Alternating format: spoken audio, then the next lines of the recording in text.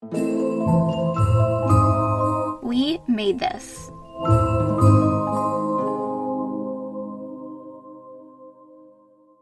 Engage!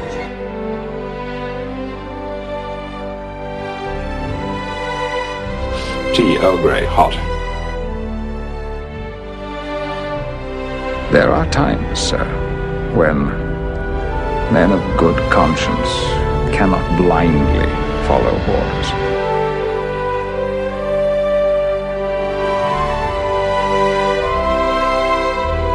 What we leave behind is not as important as how we've lived. I'm Captain Jean Luc-Picard of the Federation Starship Enterprise. Make it so. Hello everyone and welcome back to Make It So, a dedicated Star Trek Picard podcast devoted to the CBS All Access and in the UK Amazon Prime series, which is incoming on the 24th of January, and this podcast will be covering it for the We Made This podcast network. I'm your host, Tony Black, and I'm joined once again by my co-host, Kurt North. Kurt, how you doing? I'm good, mate. How are you? How's Christmas planning going? Pretty good. We're almost there. We are almost there. We're recording a week before Christmas, and we are only 5 weeks away from the beginning of Star Trek Picard. So, I mean, my question to you before we start talking about what we're going to talk about today is, just how excited are you getting for this, Kurt? It's starting to become a reality, I think. I'm enjoying the comic as much more than I thought I would do. And it's really getting me ramped up. I've showed a couple of people at work who are interested in watching it as well. So I'm trying to get as many people on the show as possible.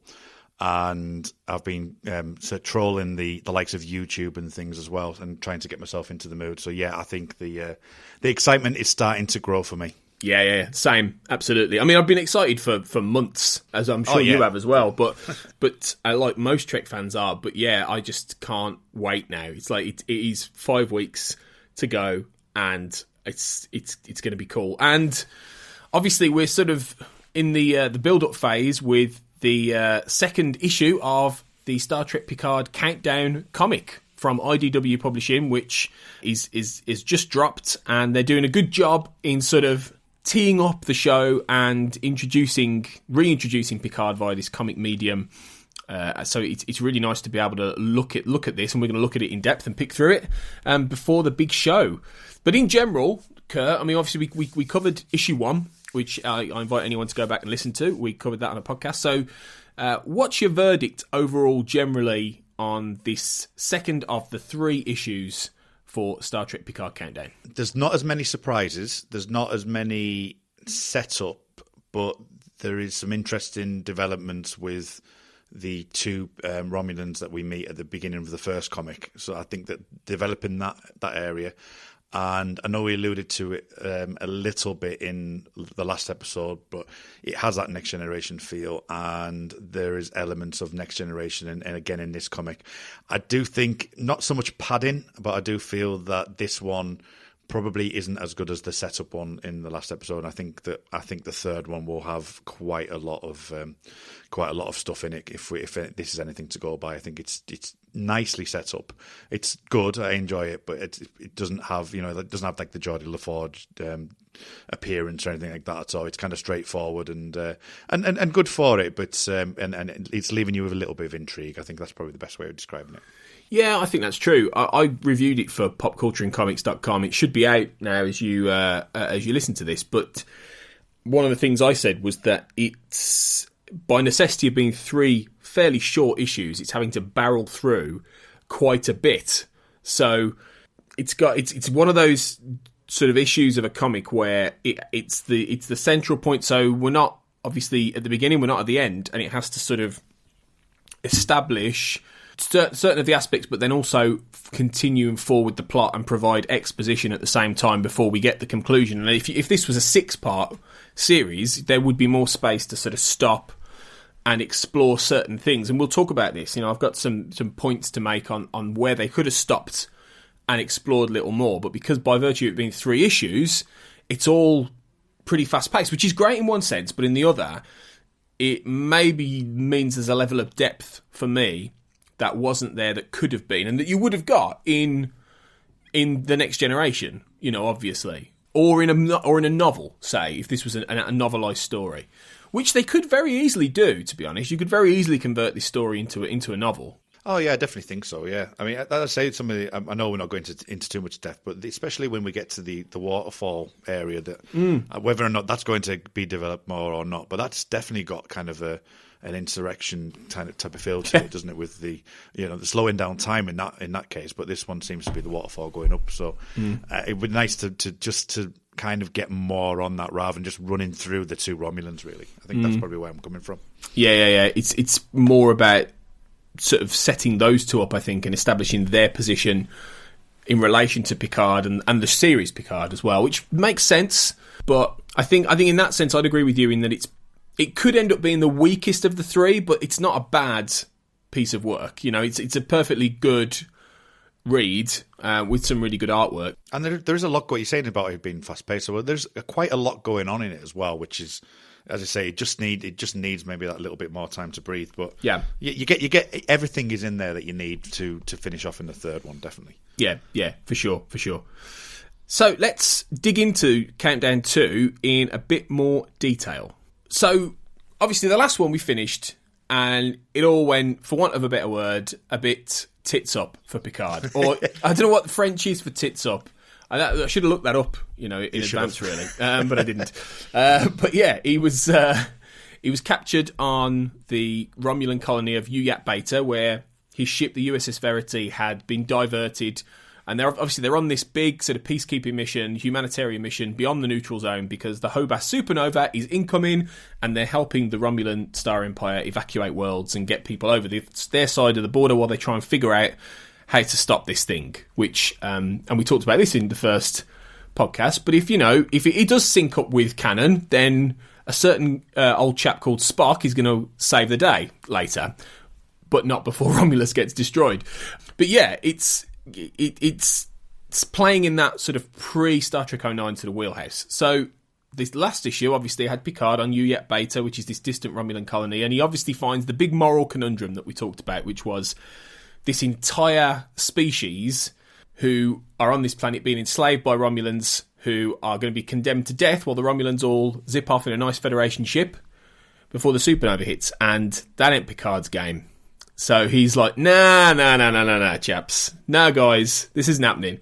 And he gets locked up for it, as does Raffi Musika, his senior officer. So it sort of begins with the sort of flip between Picard's situation and introducing Zaban and Laris, who were the two Romulans we mentioned earlier, who obviously we saw at the very beginning of the first issue in 15... I like that. Yeah. It only just occurred to me that there's a duality, actually, but they're 15 years in the future, aren't they, in the first issue, which is quite nice. But in here, they're living this quite agrarian life on Uyat Beta, and they are talking about how they're going to help Picard, who is in this very sort of urbane situation, isn't he, with the governor. It's a very next. This is what I mean about Next Generation, isn't it? He's sort of sitting there having a very Picardian. He's a captured prisoner, but he's having a very Picard style moral debate. Yeah. With the both leaders being at the end of the table, King Arthur style, and having a debate, which is with what looks like a glass of mulled wine, probably. Well, it is Christmas nearly, Well, so it's true. It's only fair. It's that sort of urbane captivity, isn't it? It's almost James Bondian, isn't it? In that he's there, he's captive. There are guns trained on him, and he's having a very civilized dinner while talking about how, if this was the man with the golden gun, they'd be talking about how they're going to kill each other. But in this case, it's more about, well, he wants to find Raffi ultimately, and he's still angry that this governor is frustrated at him for not just letting the elites go up in the ship and escape. So it's a bit of a standoff, really, between them, isn't there? Which I think is nicely done. Yeah, and I think that it has the callbacks to almost like the Tasha Yar storyline as well, doesn't it? With having the governor, it kind of gives you that feel of an equal. They both have their own agendas. That Picard's stuck in this world because of what he believes in, and that she's masterfully having a plot that she wants to to like sort of almost tell him, and it has that, as you say, that Bondian, that very kind of like, oh, this is my plan kind of thing, which is very, as you say, it's kind of, it does have that aspect going back to Next Generation, really. You could imagine this kind of scene in an episode, in TNG, and with a character like Shiana, who is one of these sort of willfully sort of elitist and deluded Romulans, who is very arrogant and believes that they are the saviours of this indigenous population. And there's a great moment. There's a great moment where Picard says, "I will not see them abandoned in the name of antiquated racism." You can just imagine Patrick Stewart. It's a bit like it is a little bit like standing up to Admiral Dougherty in Insurrection. We've always got to bring in Dougherty. Dougherty out. But this is such a very, mentioned it earlier, we mentioned it in the last one, this is a very insurrection-y kind of story, but there is a really nice standoff between them, and it doesn't matter if he's captured, doesn't matter if he's in the middle of the Romulan territory, distant, he doesn't have the Enterprise with him, he doesn't have his crew, he's still Picard, he is not going to take this, and he will absolutely, he says, I will not give you what you want. So it's great, but obviously the stalemate doesn't really last very long, does it? Because explosion, a bit of ruckus, and the natives are rebelling. And this is where, I don't know about you, Kurt, this is where I think if you had more time, you could have made this sort of opening scene with these two a little bit more of the core of an issue, and as opposed to it all happening within like 2 or 3 pages. Yeah, it needs to really kind of blossom in its way. I know that we do get I would not see them abandoned, and it's kind of like very like, just straight lace, isn't it? There's no real. I mean, we get a little bit towards later in the comic, but there's no real depth to how this enslavement's happening, and the real aspect of what they're doing, or even what kind of sentience they have or anything like that at all. It's very straight laced, and it's very kind of like almost Die Hard-esque in some ways. It's just everything's just action. It comes through the door. But what I do like with the development of this kind of rescue mission as such is that the aliens, we're not getting a universal translator happening. We're not quite understanding what these aliens are actually saying, and I really do appreciate that. I think that adds a bit of intrigue, really. It does. It makes them a little bit mysterious, doesn't it? There's some cool design with those guys as well. They do Uyatis, I think they're called, which are later named. Obviously, the indigenous race to Uyat Beta, or that's the name at least they've been given. It feels like it wouldn't be their name, because obviously it feels like the colony's been named by the Romulans, because it's that classic imperial idea that you turn up, Beta, you colonise, you name, and so these people have probably got their own name, and that's the whole thing, which makes them mysterious. But they're dressed in a very sort of nomadic, almost desert tribal way, which is quite cool. There's some thought gone into the design of these sort of rebels who bust in and help Picard. And get him out of there. They're not all dressed in the same dress as well, which I quite like. So some are wearing headscarves, some are wearing various other kind of garments, some are wearing like arm wraps and things. So I think there's a lot of detail that's been put in there as well, which I really do appreciate. Yeah. And they're well drawn. They're well. The artistry's really good here. It sort of creates. They're familiar, but while not being familiar at the same time. They're a little bit like the Remans, I guess, in some sense, but they seem to be a very different culture, but it's a similar idea, isn't it? With the Romulans coming in, swaggering around, acting like Imperial Romans, which is obviously the long-term sort of parallel with this, colonising distant parts of the world and establishing their own culture and trying to make out that they are the gods, they are the saviours. So it's all interesting the way all that works, but like you say, we do get a bit of action because Picard's not going anywhere without Raffi, so he's going in there, all guns blazing to save her a little bit, which is movie Picard, in other words, not TV Picard. There's a little bit of movie Picard, And I don't know about you. I think we'll see a fair bit of movie Picard in Star Trek Picard. Really. Yeah, I've been backwards and forwards whether or not we will or not. Well, although having said that, in the trailer there is a bit of him fencing, which obviously is very Picard. But the fact that he's actually having a proper fight scene as a fencer, that I'm going to love watching that episode when that comes up. Yeah. But yeah, I think we might get a nice mix. I think we've obviously got 7 of 9 who's wielding Tomb Raider style, and we've got, obviously, we don't see too much of Hugh, but it would be interesting to see how much action we get at Picard. I mean, but there is also the mix of when he's gone to the Admiral as well, isn't it? Where he's again, like in this comic, he's kind of, he's standing up for the rights and being told that you're no longer part of this Federation. So, shut up. Effectively, it's got nothing to do with you.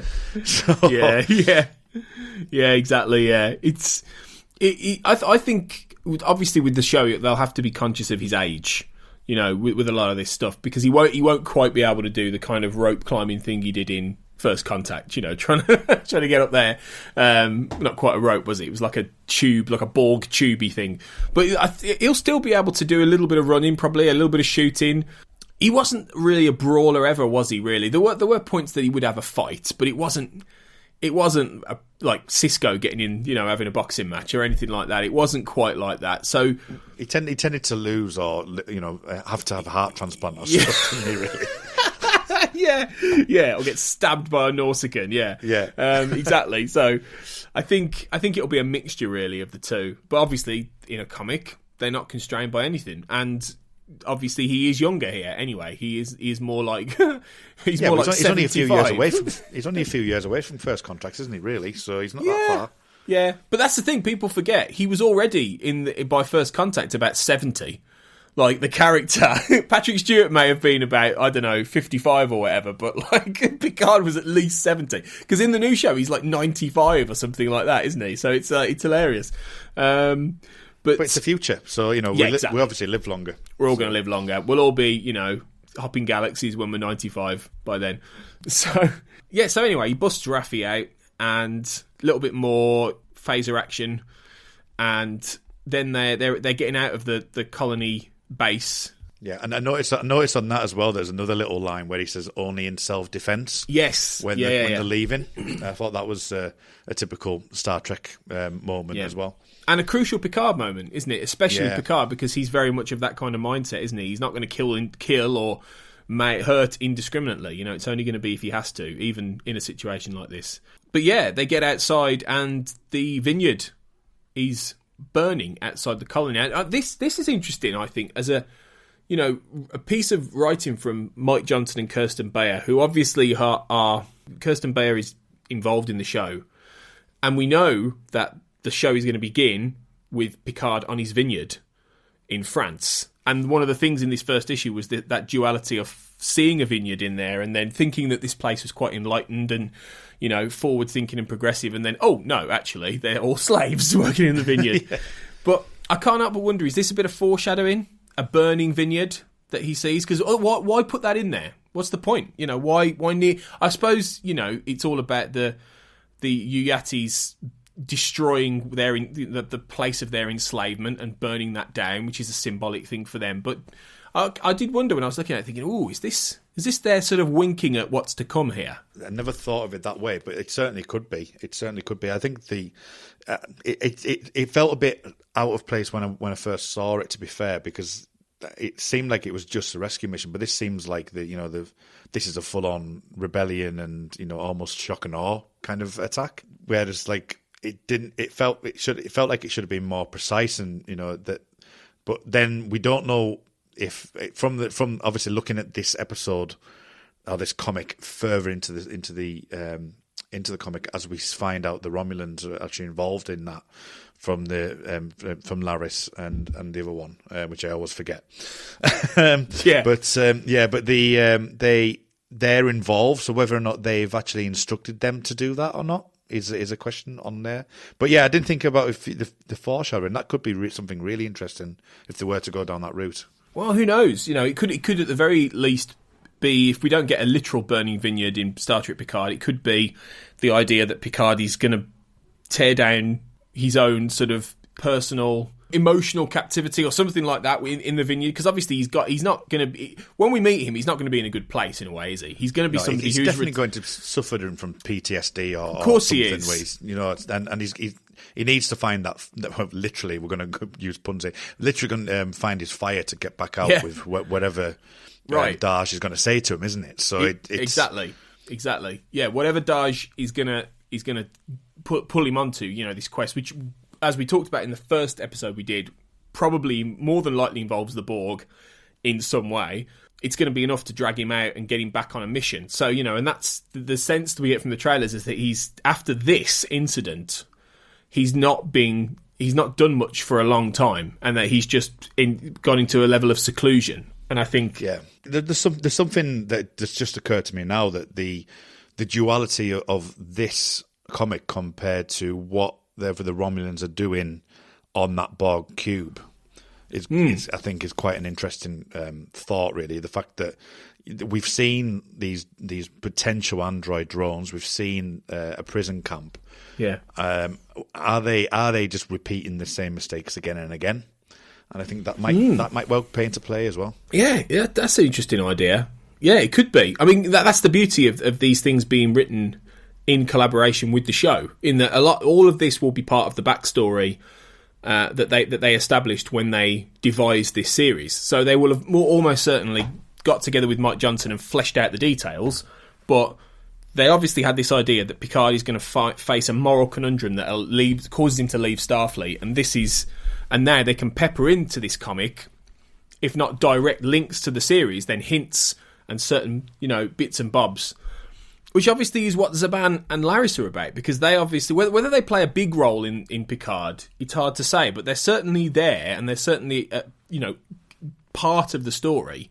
And here it seems like they have, if not created, at least inspired the Uyatis rebellion against the Governor, because they're very much in league with them, and then they bring Picard and Raffi into the sacred place, as they call it, which is where we see this really cool upside-down waterfall, when Picard's like, oh, wonderful. And I really like this, because they've managed to get in there a level of strange new worlds, haven't they? You know, in what could have been just a completely sort of character-centric political captivity story, they've still found a way to have a world we've never seen before, with something that is genuinely alien and a little bit mystical. And I thought that was great. Yeah, this was one of the striking things I really liked about it.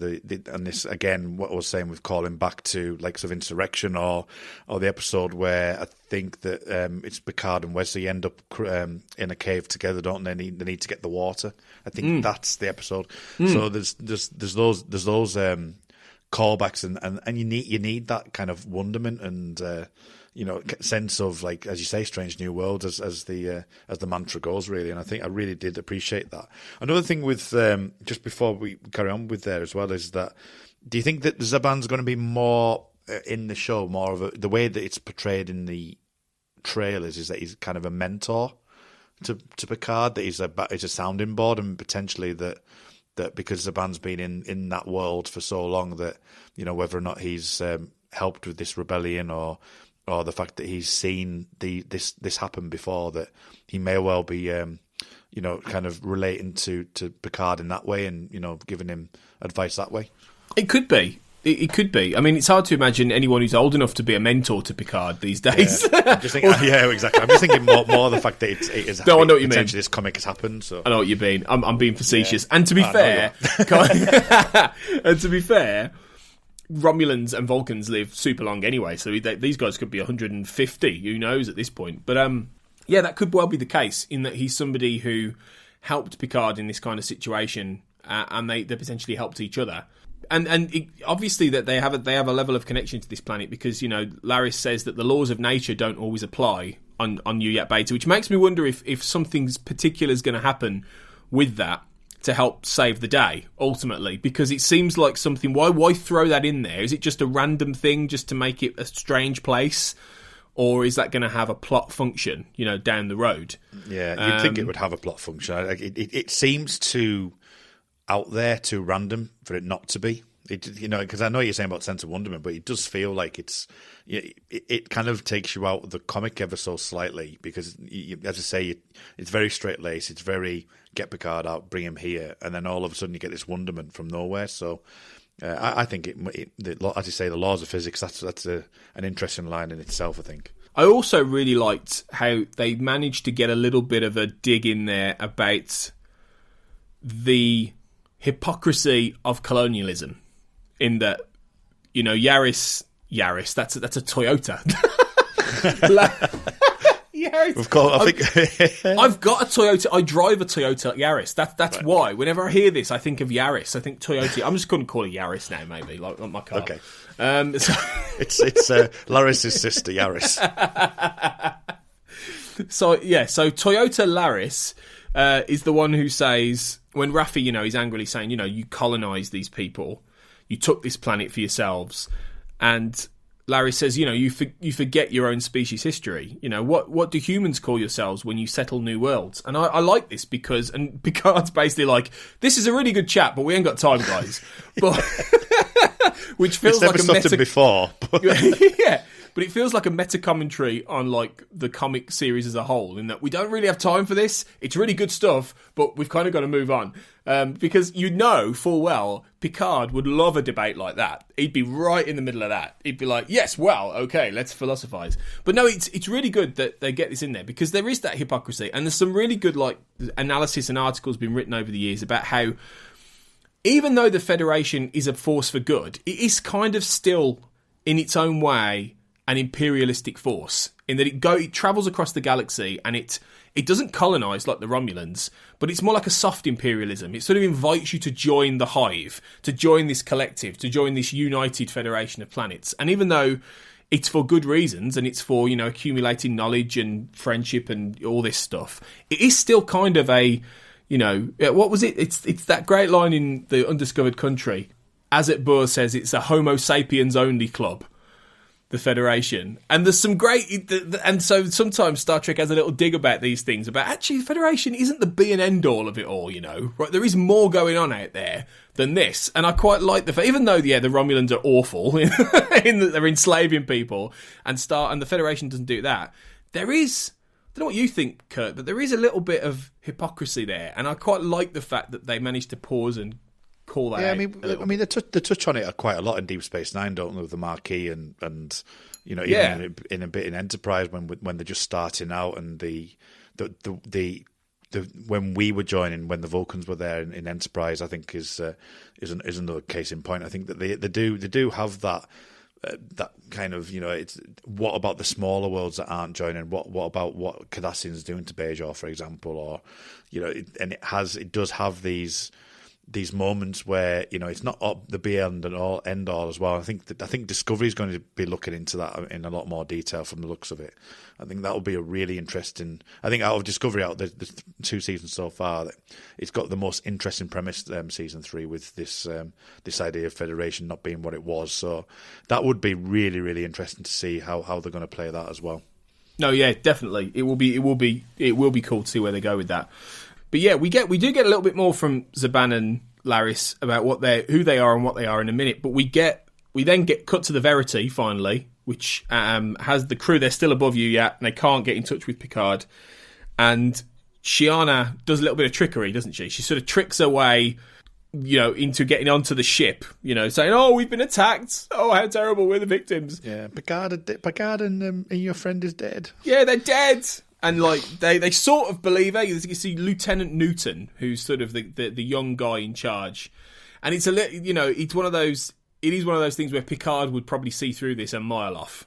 And you've got he's a little bit green, isn't he? From the sound, from the looks of it, he is a bit green. He looks a bit green. So she would be able to con someone like that, and she kind of does, and we realise it's a con because she's there going, "Oh, how would you rate my performance? I have, I'm, twirly mustache time."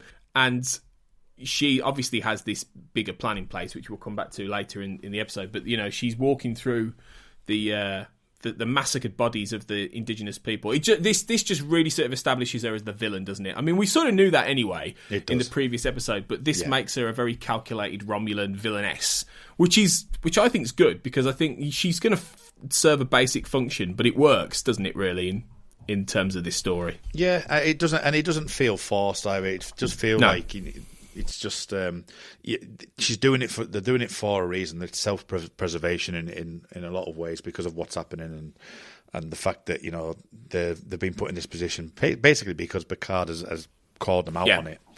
And and the only way that she feels that she's backed into a corner, and the only thing that she can do is plot and scheme, which is a typical Romulan trait. So yeah, I think it's done with enough guile that it doesn't feel like it's as you say, it's not quite a let's get hold of our moustache and talk about it a little bit. I think it's it does have a bit more to it. Yeah. No, it's good. It's good. It just brings the verity into things as well, which is good because that's been sailing up there.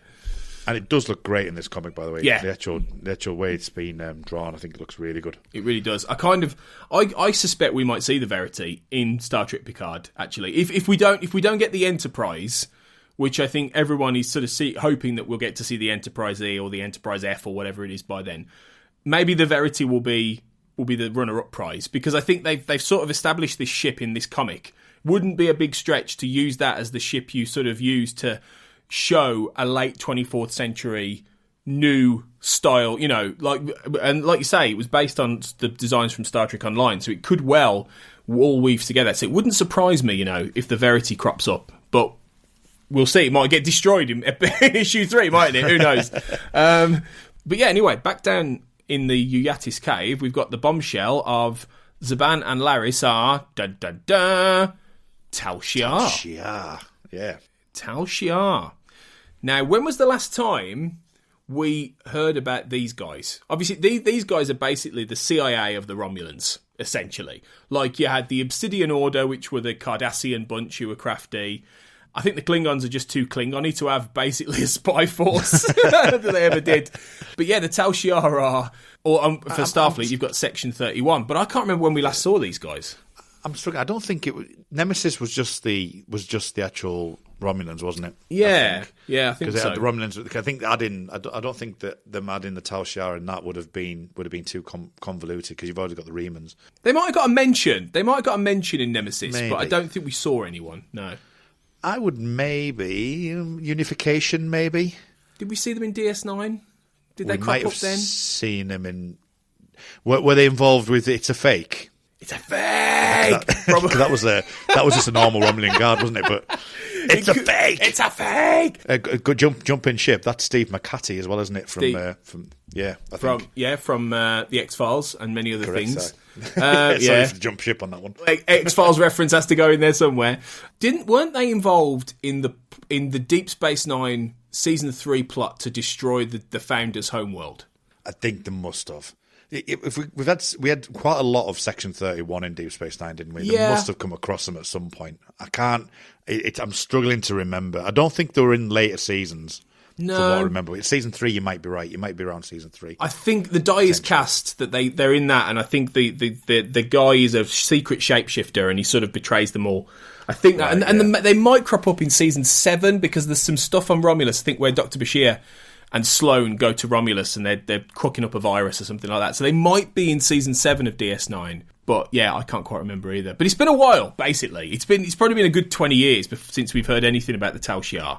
So it's really interesting that they've used a way to bring this organisation or part of this organisation back. And obviously Zaban and Laris they're essentially off the grid, aren't they? They are. Yeah, they're like a sleeper cell in some ways, aren't they? Yeah, they were sent there to keep an eye on the colony, because the whole thing of the Tal Shiar is that they're a spy organisation that you never know are there. Basically, the idea is that and like the Obsidian Order, that they hide in plain sight and that anyone could be the Tal Shiar. And the big thing about the Romulans, historically, like you said, in things like Unification and all these kind of stories, was that you could never be quite sure if someone was Tal Shiar, and it creates this Soviet-style state for the Romulans that is, you never know who's watching you. You never know what could get reported back to Central Command, essentially, or the Romulan Senate in this case.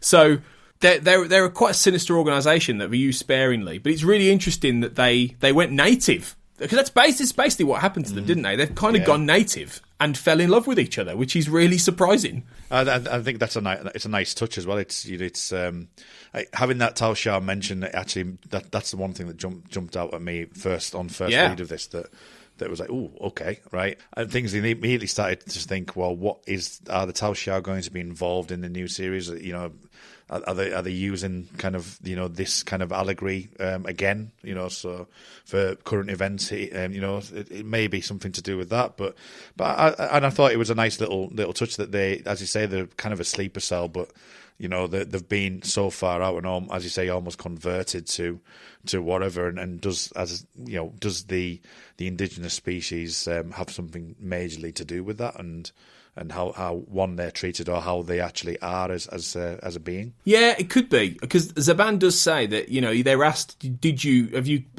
set up this insurrection? And they've kind of said, well, no, but we knew about it and we didn't do anything to stop it. Let's put it that way, you know, because they are.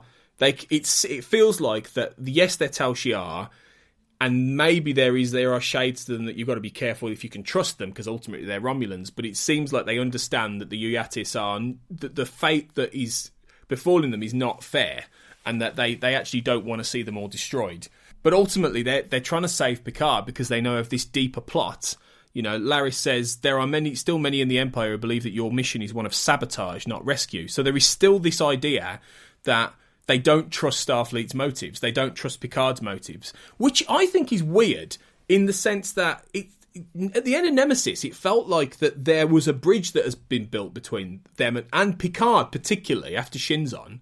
So where's that kind of gone? Why is... Because I suppose that in issue 1, it sort of establishes that part of that, it's not necessarily explicit, but part of the idea that Picard is the one doing this is because of that, is because they have this pre-existing relationship with him, Romulus, but yet they still don't trust him. So are we talking about different cells within the Romulan Empire who don't trust him, or, you know, the Tal Shiar ultimately who are still, you know, suspicious? You know, I mean, and it's not very...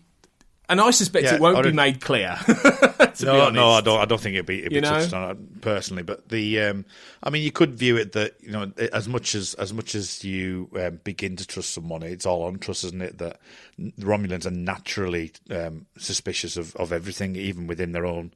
As you may even mention how Tal Shiar could be anyone, and even within their own race, that they are suspicious of people. So that's naturally their inclination.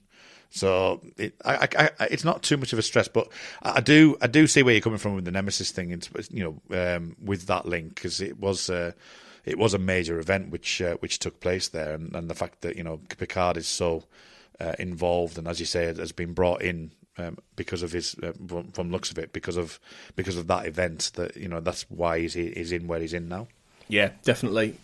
I do think as well that you could find that Zaban and Laris are part of the reason that he ends up doing what he does and gives up his Starfleet commission, because they do say we can't let millions die. You know, we're supposed to only observe. We're not supposed to get involved in other cultures and these things. But we're breaking that because we can't let this happen. They too are compelled by a moral imperative. And I think that Picard may see their bravery and see what they're doing. And when Starfleet turn around and say, I'm afraid we've got to let them all die, he's going to go, no. If they were doing it, Romulan Tal Shiar agents, then I'm damn sure I'm going to say, no, if you do this, I'm leaving. And so I think that is part of where this is going. I think he will, and that's one of the reasons maybe that they end up living with him and they end up caring for him and doing all this, because he says to them, right, come on, let's go and live on Earth. Yeah. Basically. You've earned my respect. You know, we've got a nice little vineyard in France. It's all good. Yeah. Forget the one that's burned. I've got a lovely one. But I think because they say, you know, there'll be, if the Tal Shiar find out that they're lovers and that they're in love, they're excommunicated. They're never going to be able to go back to Romulus, which obviously is a good thing for them, as we know what happens to Romulus. But so they've got to go somewhere. So this explains why they're on Earth, because they can't go home and they're excommunicated from the Tal Shiar. But issue 3 is going to get us to the point, I think, where Picard says, come back to Earth with me. I've left Starfleet. I can't say with the duality of both issues so far, I cannot see the end scene being anything but them arriving at the vineyard. I just can't see any other ending, really. I agree. Yeah, I think so. But yeah, before we get there, anyway, we've got the final twist in the tale, which is that Shiana gets on the Verity and then uses some, jiggery pokery, computery command stuff to take control, basically. Which it does seem a little bit quick, this, and easy. Yeah. It feels like there's a few steps missing here that, hang on. There's a few command codes not being taken away from anyone or anything like that, isn't it? Either they're brilliant or this Newton guy is dumb as a rock. Do you know what I mean? Because he gets himself shut out of them. He's like, no, what have you done? It's like, oh, come on, mate. This just wouldn't happen. This wouldn't happen if your gaffer was there. I'll just log into Admiral Picard's scene, because he's give us all the command codes that he needs. He's going to sign in for me. Have a sit down, but I'll watch you just in case you do anything wrong. Press a button. Yeah, there you go. Done. Yeah, it did seem really quick, and not in true Star Trek style, because we don't have Geordi going around all the corridors and not going to engineering, do we? Like we do in that film. So yeah, which exactly in Generations. Yeah, it was a lot more. They put the work in, didn't they, to get us to the point where Geordi, he's walking around, doesn't realise that they're watching and all that. Yeah, definitely, it was far better interlaid there. Human females are so repulsive.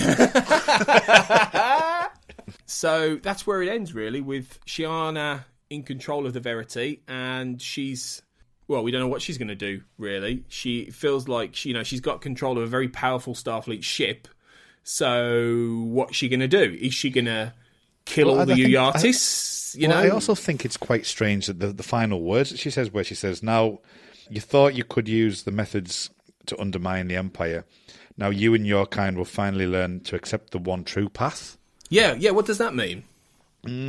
Is that a reference to the Romulan way of doing things, or is it more of a particular reference to the supernova, and that they are in the path of the supernova? I don't know. I don't know. I don't quite know. You're right. That is a strange bit of wording. It feels like it means something specific. And unless we've missed something along the way with these two issues, that seems to come a little bit out of nowhere. And then in the end, she says, "Oh, you will fail just as surely as your Admiral." So I don't know. I don't quite know where this is going. I think, like you say, we kind of know where it's going to end up ultimately with a Picard face-off against Starfleet, and I'm quit. Yeah. But before we get there, what's going to happen with the Verity? Yeah, how's it going to resolve? Are we still going to see Geordi again? Are we going to see the Enterprise? Are we going to see more of the next-gen characters just pop up in issue 3? Who knows? I suspect not. We might see Geordi, but I don't know if we're going to see anybody else, to be honest, because I think they're going to save that for the show itself, because we know we're going to see Data, we know we're going to see Riker and Troy. Like we said, I'd put pound to a penny. I'd put money on Geordi cropping up in the show as well. So there's. I think they're gonna make us wait. So we'll see. Predictions though. What do you reckon she might do with the Verity, and what do you think Picard might do on the planet now? I don't know, because you asked me this last time as well, and I was like, I don't know. Sorry, I honestly don't know. No, it's fine. I think it's going to be really interesting to see what happens with the Verity, because it seems like that is the only way on and off that planet at the moment. And whether or not there's something you mentioned about those physics earlier on on the planet, and whether or not the two Tal Shiar agents maybe have a ship potentially, that could be a way off the planet to finish off. Whether or not there's some overhaul on the Verity or not, I just can't see that. I don't think there's enough time to do that. I think there's a lot of elements that they have to get through. They have to get through what those creatures are, what their beings are like, because we don't know anything about them at all. We need to find out how Picard gets to the point of, I'm leaving Starfleet, or the big thing that makes him change his mind about the way that Starfleet handles things. So it's all up for grabs. But I'm just really conscious of that last line that she said with the we accept the one true path, about whether or not she may even feel like it's almost like a religious thing as well. But it's going to be an interesting read. It'll be interesting to see how long it is as well. I think that'll be really interesting. Yeah, I know. Will it be the same length? Will it be a little bit longer? I'm not sure. It'll be interesting because obviously this is going to get us to a point where, certainly in terms of Picard's history as an admiral, we're at the point that will lead into the show. So, although there is still the novel I mentioned in the last one by Una McCormack, which is coming out as well in January, which might sketch in a few more details after this. I think that's what The Last Best Hope. I think that will pick up a little bit before the show starts and after these events. So that will be something important to sort of read as well.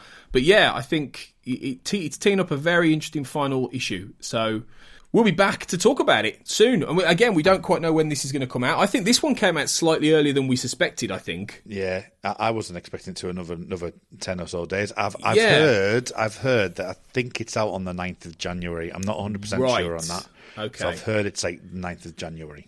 Okay, which means that we'll be getting it your way by probably about the 11th, 12th, hopefully, of January. So, yeah, and then we won't be far away from the show itself, which is really exciting. So yeah, we recommend picking it up, even though we've talked through it. I think there's a lot to enjoy for Picard and Star Trek fans. So yeah, we'll be back again in early January to talk about issue 3. Cheers, Kurt. Until then, where can people find you and what you're up to? Yeah, you can find me on Twitter at rmuldrake, RMULDRAKE. The time is now also as well, which is our podcast you created and I'm currently running for you, which is a great Millennium 90s TV show from the spin-off from the X-Files. So you can find me on there. We're just about to go on hiatus for a couple of months. And we'll be coming back. I'll be coming back very shortly with Pick Up a Podcast, which is a podcast on podcasters and their podcasts. So I've got a couple more lined up since I last spoke to you, Tony. So awesome. So I'm getting close to starting to record. I think I'm going to start recording at the beginning of January. So hopefully they'll start coming out around February time. So amazing. That's where you can find me. Awesome stuff. Fantastic. Some exciting stuff for 2020 to come there.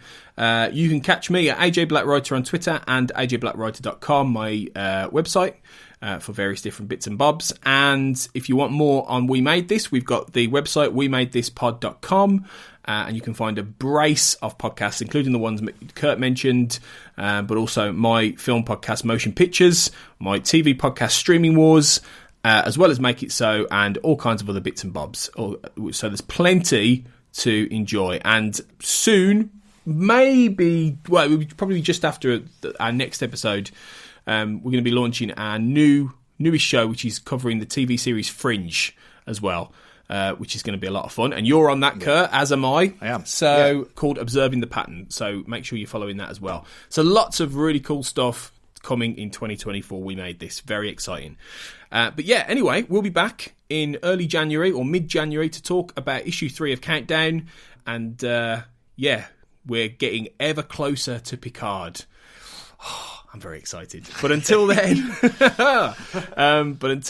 it's a very sort of mid to late December for us. So if you are listening presently, a very Merry Christmas and a Happy New Year to all of you listening. Thanks for tuning in. And until next time, engage!